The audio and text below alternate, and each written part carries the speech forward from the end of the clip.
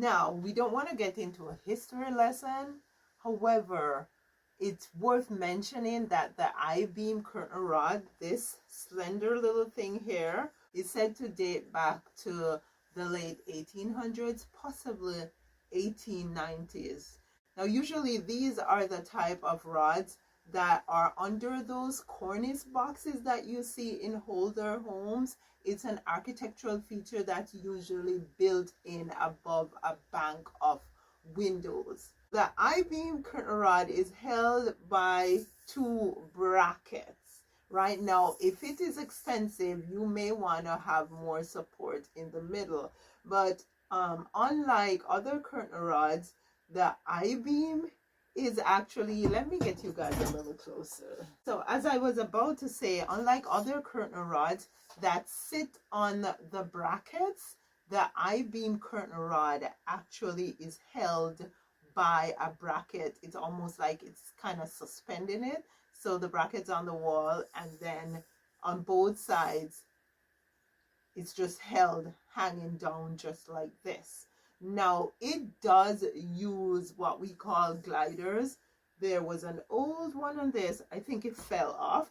But yeah, I have a package here. I will show you what they look like just in case you are interested. Right? Now, these are newer ones. So they're these two little hard plastic balls.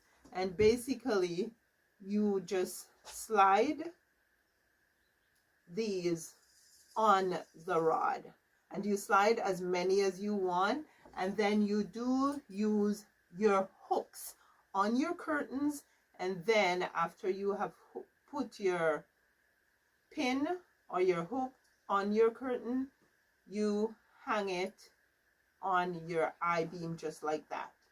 So you do not see, you can hang it so you don't see the bar, because there's nothing about this bar, right? So you would not want to show this bar, right? So you have to make sure when you are hanging your curtains, you put your hooks in a way so that you don't see this little bar. And yeah, after you have done put the gliders onto your I-beam rod, there is a little stopper here that generally goes on the end of the rod, and then you screw it in place just like so, so that your gliders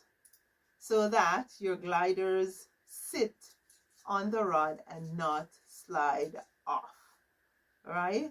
I hope this lesson was helpful. My name is Valrine. Please like, share, comment, subscribe, watch these videos, and I'll see you again soon.